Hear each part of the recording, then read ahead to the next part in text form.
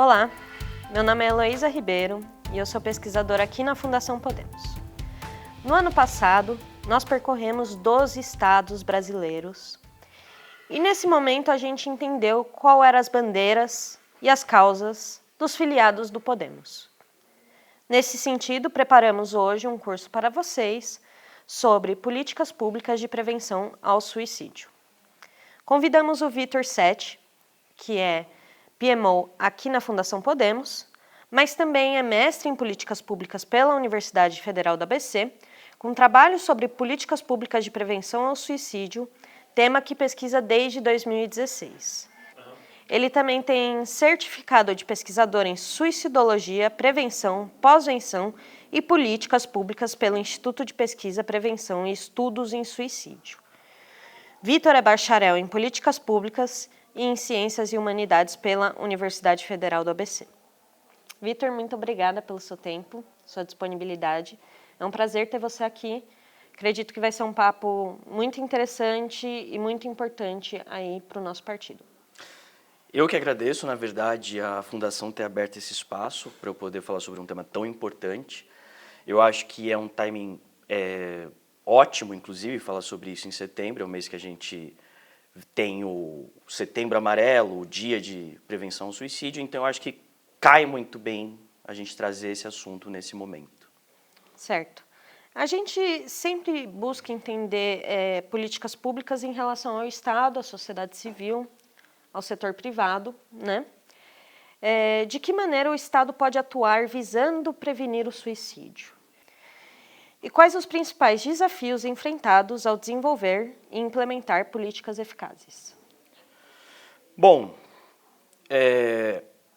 as políticas de prevenção ao suicídio, elas surgem de fato a partir do final dos anos 80, começo dos anos 90, né? Até então, quem cuidava principalmente das estratégias e das iniciativas de prevenção eram instituições filantrópicas, instituições religiosas, mas não existia aquela estrutura que o Estado pode fornecer, aquela organização, aquele controle de indicadores e resultados que o Estado pode fornecer. Então, acabavam sendo iniciativas sem um controle, sem você observar como resultava, sem você poder avaliar o resultado delas. Então, a partir dos anos 80, anos 90, surgem as primeiras estratégias nacionais de prevenção ao suicídio. Surgem, eu acho que são os casos paradigmáticos, muitas pessoas devem conhecer já, que são os países como a Finlândia, a Suécia, os países do norte da Europa. Foram os primeiros países a tentar resolver esse problema, né? Você tinha um crescimento muito alto das taxas de suicídio nesses países, então eles organizaram justamente essas estratégias nacionais. E o que são as estratégias nacionais de prevenção ao suicídio? Elas são pacotes, né, são como receitas de políticas públicas, então é uma iniciativa governamental formada por várias políticas públicas menores, geralmente intergerencial, então vários ministérios atuam, várias secretarias, vários órgãos governamentais atuam junto para resolver esse problema. Geralmente, quem gerencia, quem controla, administra a política pública é o Ministério da Saúde, e justamente o foco é você reduzir as taxas de mortalidade por suicídio. Já no começo dos anos 90, vendo os resultados positivos, né, dessas políticas, a OMS, a Organização Mundial da Saúde, passa a defender essas políticas governamentais.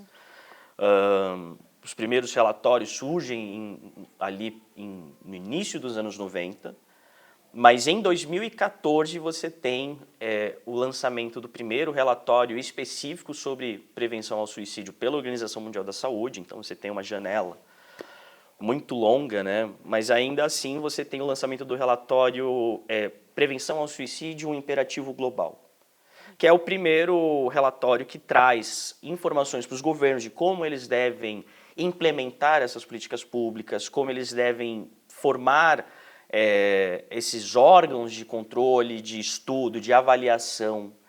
Então, é composta por várias iniciativas, várias estratégias menores, justamente tentando enfrentar esse problema. Agora, o suicídio, ele, como você perguntou, ele enfrenta uma série de limitações, uma série de obstáculos na sua prevenção. Então, como a gente pode ver, a prevenção do suicídio de fato começa só nos anos 80, anos 90. Até então, muitos países, e muitos países ainda hoje, criminalizam o suicídio. Qual o problema? O problema é justamente que você reforça um tabu em relação ao suicídio, você reforça um estigma em relação àquela pessoa que enfrenta o comportamento suicida. E esse estigma, ele dificulta que a pessoa possa buscar ajuda. Então, dificulta inclusive o próprio atendimento, a própria forma como essa pessoa é recebida no sistema de saúde. Então, eu diria que o tabu e o estigma em relação ao suicídio são os dois principais problemas. Quando falamos de suicídio, a gente não fala apenas do ato, mas sim das ideações, dos comportamentos, né? Que são aspectos bastante subjetivos das pessoas, né? Que vem ali do pensamento, vem de um comportamento, que olhos atentos conseguem compreender, mas também vai da pessoa, né, de vocalizar, de procurar ajuda, de entender as suas limitações naquele momento, né? Nesse sentido, quais as políticas consideradas mais efetivas quando se fala em prevenção ao suicídio? Eu acho que, a partir, como eu comentei na primeira resposta, né, a OMS fez esse esforço de um advocacy das estratégias nacionais, mas começaram também a surgir estudos científicos de pesquisadores, de fato, tentando entender, dentro dessas estratégias nacionais, dentro desses pacotes maiores, quais as iniciativas que geraram melhores resultados. Então, uma política que foi identificada como muito eficaz é a restrição do acesso aos meios letais. Então, por exemplo, você dificultar o acesso a armas de fogo, você controlar a dose de determinados medicamentos, você controlar o acesso a agrotóxicos. Então, por exemplo, a Coreia do Sul, inclusive, tinha um sério problema de mortalidade por suicídio entre trabalhadores rurais. O que o governo fez foi dificultar justamente esse acesso aos agrotóxicos e teve uma queda vertiginosa. Inclusive, esse resultado foi observado num relatório da OMS, publicado, se não me engano, em 2015 e 2016. Os resultados, como todo estudo científico, ainda variam. Alguns estudos identificam maior eficácia, outros estudos identificam uma eficácia maior, mas essa é a principal política que a OMS tem apontado. Outra política considerada eficaz é relacionada à educação, mas é uma educação voltada para profissionais do atendimento básico, né? Profissionais socorristas. Então, um sério problema, justamente pelo tabu e pelo estigma, é como essas pessoas que estão enfrentando comportamento suicida, que estão enfrentando um sofrimento tão grande, são atendidas naquele primeiro momento. É uma coisa que às vezes vem dos próprios cursos, né? Aquele reforço de como se a pessoa não... A pessoa quer morrer. Então, por que eu vou socorrer? Porque eu vou socorrer essa pessoa se ela deseja morrer. Mas, na verdade, você tem que entender que o suicídio ele tem uma ambivalência, né? Geralmente, a pessoa que ela tem a ideação, ela tem um comportamento suicida, na verdade, ela, ao mesmo tempo, pede socorro, através de algumas maneiras muito sutis. Então, na verdade, você tem que entender essa pessoa como alguém que está buscando ajuda, mas que não consegue. E a forma como ela está trazendo isso para fora de si é muitas vezes mal compreendida pela sociedade. Às vezes um familiar, às vezes um amigo, às vezes o próprio socorrista não atende da melhor maneira às necessidades daquela pessoa que enfrenta esse problema. Mais uma que eu acho que eu gosto de ressaltar é também a questão do acesso à saúde mental, né? Através de saúde pública, enfim. Você tendo um sistema de saúde que consegue atender essas pessoas com profissionais capacitados e você também sabendo direcionar essas pessoas a procurar ajuda, é uma política que traz resultados.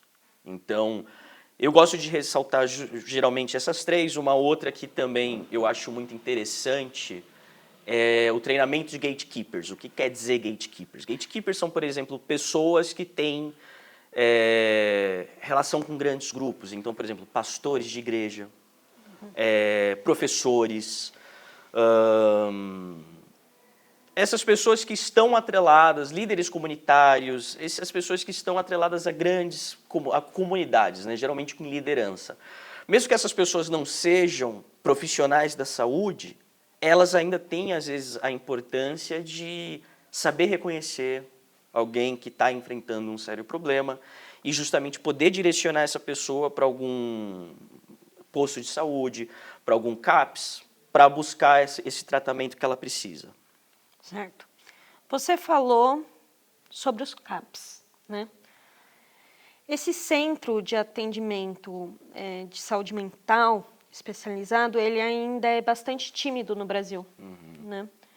Embora ele exista, ele precisa ser aprimorado e precisa chegar a regiões que ainda não chegaram, né? Cidades que ainda não chegaram. Nesse sentido, qual que você acha que é a melhor política hoje em relação ao CAPS para a prevenção do suicídio? O que deve ser feito? Eu acho que o CAPS deve ser expandido. Como eu ressaltei na última resposta, também você tem que ter um investimento melhor, um treinamento melhor. Você tem que trazer, você tem que capacitar esses profissionais para receberem as pessoas. Também eu acho que, por exemplo, um resultado muito interessante, em 2017, o Brasil ele publicou a Agenda de Ações Estratégicas para a Prevenção do Suicídio. E justamente uma das iniciativas era expandir o acesso à saúde mental em comunidades indígenas, né? É um dos grupos que mais enfrenta, né, um dos grupos raciais no país e geralmente em outros países também, né, num caso específico do Brasil. Mas é um dos grupos sociais que tem maiores taxas. E só em um ano, entre 2017 e 2018, já se observou essa redução. Inclusive, municípios que têm CAPS costumam ter uma redução de cerca de 10%, né, na taxa de suicídio. Não me lembro agora direito com certeza dessa porcentagem, mas é por volta dos 10%. Ou seja, você ter um local onde essa pessoa pode procurar ajuda, onde essa pessoa pode buscar um socorro é muito importante. Claro que isso tem que ser feito de maneira organizada, isso tem que ser feito pelo governo, pelo Estado, para a pessoa poder chegar aos CAPs. Bom, você já deu aí alguns indícios de como o Brasil está lidando com essa questão, né? Mas eu gostaria de saber, existem pontos de melhoria? O que vem sendo feito nessa questão aqui no nosso território? Essa é uma pergunta muito interessante, né? O Brasil, ele foi o primeiro país da América Latina a produzir uma política voltada para a prevenção do suicídio, né? Em 2006, são lançadas, né, através de uma portaria, as diretrizes nacionais de prevenção ao suicídio. Então, como eu falei, a primeira vez que um país da América Latina tentou enfrentar esse problema, né? Era uma portaria, então ela é simples, ela é curta, mas já mostra, né, a importância do governo reconhecer o suicídio como um problema de saúde pública, de reconhecer que o suicídio é capaz de ser prevenido, já estabelece as bases, né, para o que deveria no futuro se tornar uma estratégia nacional de prevenção do suicídio. O problema é que, depois de 2006, você vê uma certa demora, né? Na verdade, só em 2017, como eu já adiantei na última pergunta, que são lançadas a Agenda de Ações Estratégicas para a Prevenção do Suicídio, só a partir de 2017 você tem, de fato, uma nova política específica para a prevenção do suicídio. Nesse período de 2000 a 2017, de fato você vê uma consolidação do sistema de saúde e políticas que mencionam o suicídio, que mencionam a prevenção ao suicídio, mas especificamente apenas em 2017. A Agenda de Ações Estratégicas, inclusive, é um documento que eu vejo muito positivamente. Eu acho que ele traz justamente várias iniciativas, várias políticas públicas, né, várias intervenções que são reconhecidas pelo OMS como eficazes, né? Então, justamente, restrição do acesso, treinamento, expansão para comunidades indígenas, todas essas políticas estavam ali presentes. Então, em 2017, foram escolhidos, inclusive, estados pilotos, né, para implementar esses pacotes. Só que, mais uma vez, você vê uma certa descontinuidade, né? A partir de 2018, essas duas políticas que eu mencionei, que eram responsabilidade do Ministério da Saúde, elas acabam meio que caindo para um segundo plano, e quem assume a frente da prevenção do suicídio no Brasil, embora, como eu falei, outras agências governamentais atuam, mas quem acabou tomando esse papel de direcionamento, de gerenciamento, foi o Ministério da Mulher, da Família e dos Direitos Humanos. Então, no período entre 2019 e 2022, fica focado nesse ministério. Foi feita a campanha Acolhe a Vida, né? Eu acho que foi um período que se trouxe muito debate sobre suicídio, mas, ao mesmo tempo, houve uma descontinuidade do que estava acontecendo até então, né? Você deixa de ter aquela abordagem pela saúde pública, você deixa de ter aquela abordagem que é o que a OMS geralmente defende. Então, isso é importante para ressaltar que é importante prevenir o suicídio, mas é importante prevenir o suicídio através de métodos eficazes, através de métodos reconhecidamente com resultados, né? Já existe, embora, apesar do tabu, né, já existem estudos, pesquisas, trabalhos científicos que apontam um caminho, né? A própria OMS faz um trabalho muito sério de advocacy para implantação de estratégias nacionais. Então, resumindo tudo isso, a grande realidade é que o Brasil nunca produziu, de fato, uma estratégia nacional própria, né? Ali em 2011 se cogitou lançar um plano nacional, mas acabou que isso nunca saiu do papel de fato. O mais próximo que a gente chegou, né, foi a Agenda de Ações Estratégicas de 2017, mas depois você vê, na verdade, surgirem iniciativas mais dispersas, né? Em 2019, é importante ressaltar, né, foi aprovada a lei que é a Política Nacional de Prevenção do Suicídio e Automutilação, não lembro se é exatamente esse o nome, mas foi um esforço. Mas ainda assim, se você parar para analisar, ela volta, de certa maneira, ao mesmo formato das diretrizes, né? É uma lei, é muito mais curta, enquanto, na verdade, países que implementam estratégias nacionais produzem relatórios extensos, né? Existe todo um esforço de financiamento de estudo, financiamento científico, para você poder fazer um diagnóstico da situação no país, para aí você poder elaborar, né, essas políticas. Então, resumindo, o Brasil ainda tem muito a caminhar, apesar de um começo positivo, ainda tem muito a caminhar. Sim, muito interessante os fatores que você levantou, né? A gente queria compreender um pouco mais aqui sobre os fatores sociais que levam ao suicídio, né?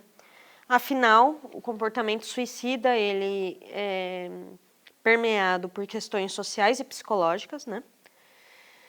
Você acredita, de certa forma, que o Estado brasileiro consegue promover outras possibilidades de enfrentamentos das dificuldades que os levam a buscar nesse ato fatal, o suicídio, uma espécie de solução para o seu sofrimento? Eu acho que antes de eu responder essa pergunta, é importante eu trazer algumas informações relacionadas a como o suicídio impacta diferentes grupos sociais no Brasil, né? No mundo, morrem cerca de 800 mil pessoas, né, por ano por suicídio. No Brasil, esse número é de 10 mil, é um número muito alto. Obviamente, o país é um país com proporções continentais, então esse número vai ser alto. Mas, ao mesmo tempo, né, o Brasil sempre foi considerado um país que tinha taxas de mortalidade consideradas medianas, né, por volta dos 5 para cada 100 mil habitantes, por volta dos 6 para cada 100 mil habitantes. Só que uma coisa que esses números escondem é, globalmente, as taxas de mortalidade vêm caindo. Então, a gente saiu de, por exemplo, 1 milhão globalmente para 800 mil. Justamente, a OMS levanta essa hipótese de que foi justamente porque muitos países começaram a implementar as estratégias nacionais. Só que o Brasil vem na contramão. O Brasil vem crescendo, né? Os dados preliminares do DataSUS de 2011, inclusive, mostram a taxa chegando aos 7 para cada 100 mil habitantes. Então, você teve um crescimento da taxa acima do crescimento populacional. Um crescimento dos números absolutos também acima do crescimento populacional. E esses números ainda têm informações interessantes. Então, por exemplo, a gente tem um banco de dados nacional, o DataSUS, ele é muito bom. O Brasil tem um sistema de coleta de informações de saúde muito bom. Não é perfeito, tem muito a melhorar. Sempre bom ressaltar que é sempre bom melhorar. Mas, ainda assim, muito melhor que outros países. E você consegue destrinchar esses dados. Então, por exemplo, entre gêneros, homens são aqueles que tiram mais a própria vida.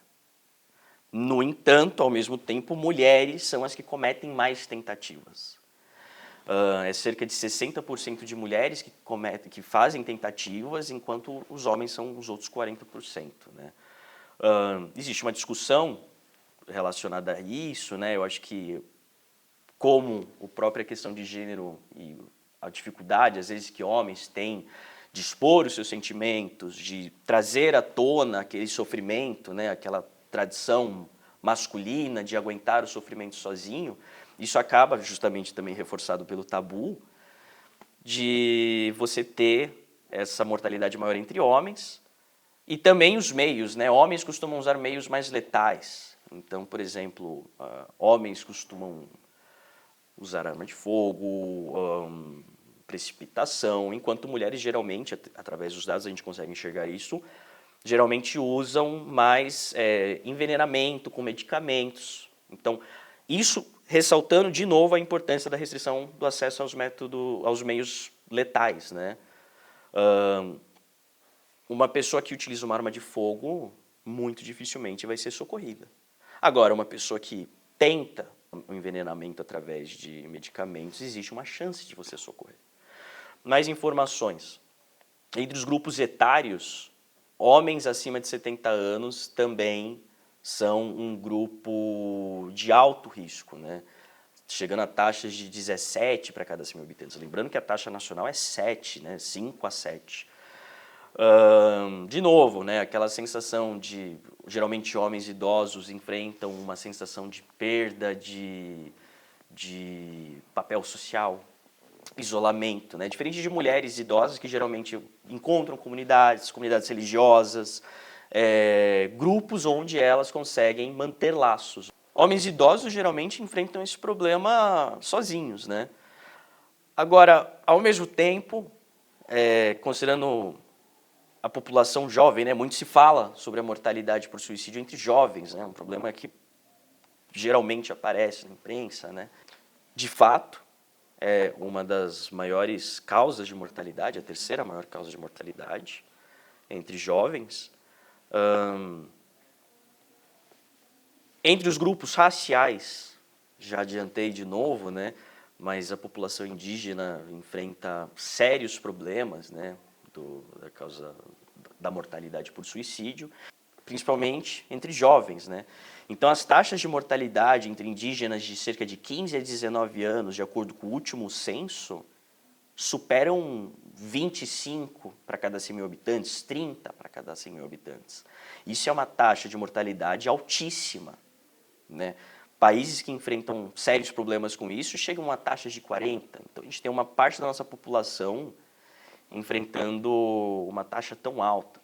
Outra informação, né? É muito atrelado a grupos marginalizados, né, grupos às vezes por ocupação. Então, por exemplo, profissionais da segurança pública. Altíssimas taxas de mortalidade por suicídio, né, muito atrelado à pressão do trabalho, ao dia a dia, né, à cultura dentro das organizações de segurança, né. E ao próprio acesso a meios letais. Exato, exatamente, perfeito. Justamente por você ter tão fácil acesso a uma arma de fogo, às vezes, muito fácil que um policial acabe usando isso. E é uma informação muito triste, né? Também existe uma grande dificuldade do acesso à ajuda psicológica dentro das corporações, dentro das organizações de segurança. Agentes penitenciários também, né? Eu acho que existe um esforço também no governo para enfrentar essas taxas entre profissionais. Grupos marginalizados, então população LGBT também tem altas taxas. Pessoas com maior vulnerabilidade social também, né? Existem dados que mostram que conforme a escolaridade é menor, né, puxando os dados do DataSUS, conforme a escolaridade é menor, maior é a taxa de suicídio. Então, é importante que você observe, né, esses diferentes meandros sociais. Eu acho que aí que está a importância, de novo, da estratégia nacional. Você pode parar e pensar, mas o governo, num país tão grande, vai elaborar uma política que vai atender todos esses grupos? Mas é aí que está.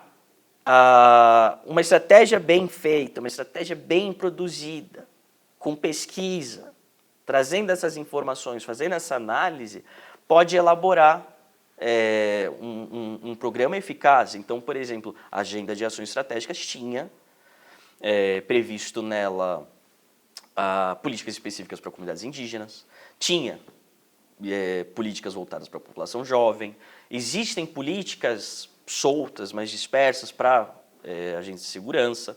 Então, por exemplo, uma estratégia nacional que eu acho muito interessante, que eu acho importante, por exemplo, trazer. Ali por volta dos anos 90, a Nova Zelândia produziu, se eu não me engano, foi a primeira estratégia nacional do país. E essa estratégia nacional, ela foi produzida em duas frentes, né? Ela trazia duas frentes. Então, uma frente para a população em geral, né? E uma frente específica para a população maori. Como eu disse, né, povos originários, povos indígenas, geralmente têm altas taxas, não só no Brasil, mas em outros países. Então, o governo, além de reconhecer pela primeira vez, né, a questão do suicídio como um problema de saúde pública, também trouxe pela primeira vez uma política específica para a comunidade indígena, né, para povos originários. Então eu acho que, novamente, né, muito a se fazer, é um caminho aberto, mas toda vez que você pensa na prevenção ao suicídio, você tem que pensar justamente nessa questão, como diferentes grupos são afetados. Uma coisa que também é sempre importante lembrar, o suicídio é um fenômeno multifatorial. Então, quando você fala do suicídio, geralmente você vê na imprensa, você vê nos meios de comunicação, muitas vezes, ou no papo do dia a dia, né?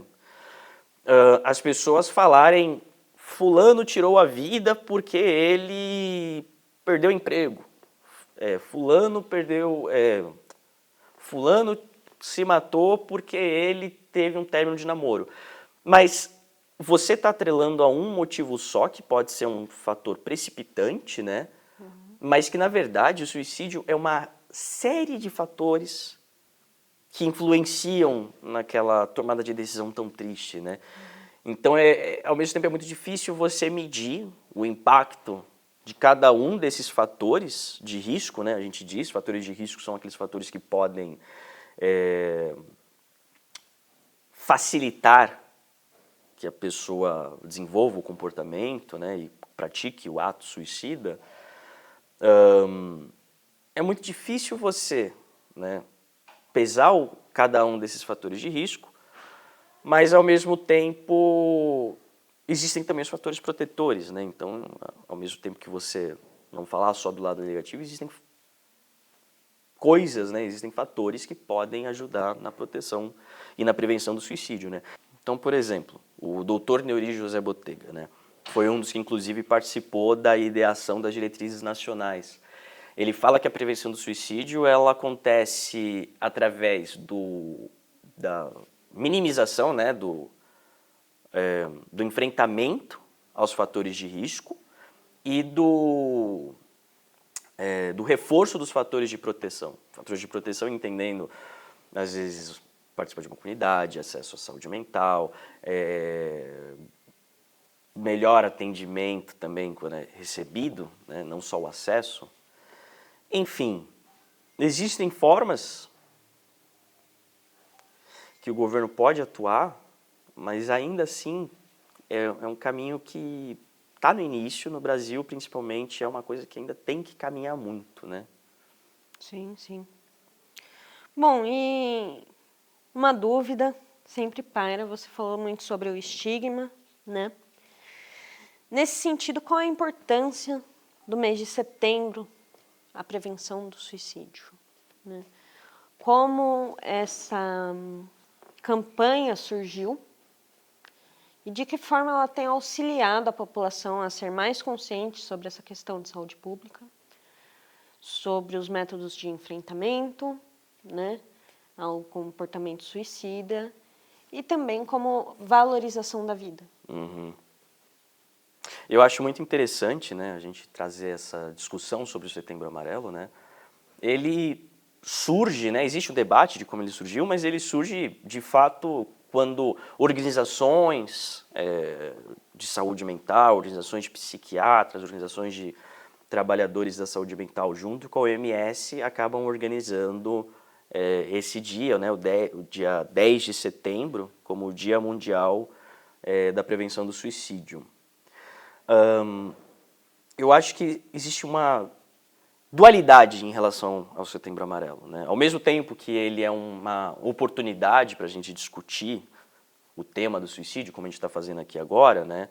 Trazer informação de qualidade, trazer essas conversas, né? E tentar aperfeiçoar, tentar melhorar como as pessoas em geral observam esse problema, como as pessoas podem lidar com alguém, né, com os seus próprios sofrimentos, para alguém que enfrenta o comportamento suicida, mas também, às vezes, alguém que tem na sua própria família, no seu grupo de amigos, na sua comunidade, uma pessoa enfrentando um comportamento suicida, né? Então, justamente é uma oportunidade, é uma chance de você debater com informações de qualidade e enfrentar o tabu, enfrentar o estigma.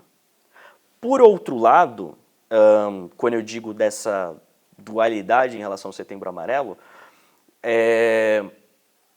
tem que tomar, né? Você geralmente tem que tomar muito cuidado porque a forma como é abordado. Então, o Setembro Amarelo ele não pode ser usado simplesmente para poder dizer o suicídio de uma maneira irresponsável, né? Você usar o suicídio como uma forma de conseguir acessos, cliques, né? Trazendo uma informação que geralmente não é correta, né? Existe uma grande dificuldade nas informações que estão sobre o suicídio por aí, né? Às vezes, a forma como influencers digitais, meios de comunicação discutem isso, não é a forma mais construtiva, né? Você tem que discutir sobre o suicídio de uma maneira muito responsável, porque é um problema muito sério. É um sofrimento muito grande, né? Então, nós que pesquisamos e nós que trabalhamos com essas informações de maneira séria, temos ainda esse combate de justamente melhorar a discussão, né? Melhorar o debate sobre o assunto. Então, já concluindo meu raciocínio, né? É justamente isso, o Setembro Amarelo ele tem uma grande importância, né, de você trazer o debate à tona, né? Mas existe também o problema de como essas informações são replicadas, né? Uma época em que a gente enfrenta tanto o problema das fake news, né? Dessas informações incorretas, imprecisas, né? Qualificar essa conversa, né? É um esforço que é diário, né? Então, Uma coisa que geralmente as vítimas da ideação suicida, do comportamento suicida, é um ponto que elas levantam e que de fato é um ponto importante e correto, né? É que o Setembro Amarelo ele não deve ser restrito, né? O combate, a prevenção ao suicídio, né? A valorização da vida, não deve ser restrita a um único mês. Ela deve ser uma coisa, algo que acontece no dia a dia. O ano inteiro deveria ser amarelo. É importante que exista essa campanha, mas, ao mesmo tempo, as pessoas não podem usar o Setembro Amarelo como uma ferramenta por um mês e, em seguida, todos os problemas, toda a ignorância em relação ao assunto voltam. Então, o ano inteiro, esse esforço por prevenção, esse esforço por valorização da vida deve acontecer. Certo, Vitor. Muito obrigado. Acho que as suas ideias, as informações que você trouxe aqui, com certeza vão auxiliar nossos filiados, a população de maneira geral, a pensar sobre a questão do suicídio e angariar muitos aliados aí à luta e à prevenção do suicídio. Muito obrigada. Eu que agradeço.